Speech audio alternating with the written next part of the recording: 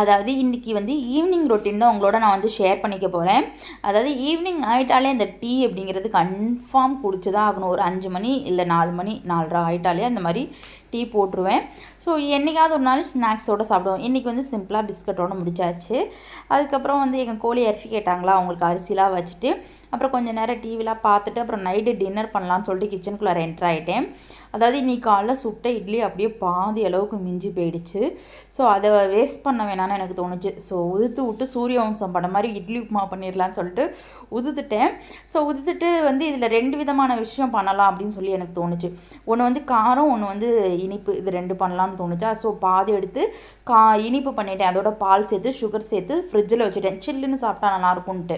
அப்புறம் மீதி இதை வந்து ஒரு தாளிப்பு ரெடி பண்ணி அதோட இட்லி பொடி வீட்டில் அரைச்சது இருந்தது. ஸோ அதையும் சேர்த்துட்டு இந்த மாதிரி காரத்தை வந்து ரெடி பண்ணிட்டேன். ஸோ ஒரே விஷயம் செஞ்சு சாப்பிட்றத விட இந்த மாதிரி 2 விஷயங்கள் வந்து பண்ணி சாப்பிடும்போது உண்மையாலுமே இது பழசு அப்படிங்கிற மாதிரி ஃபீல்லாம் நம்மளுக்கு இருக்காது.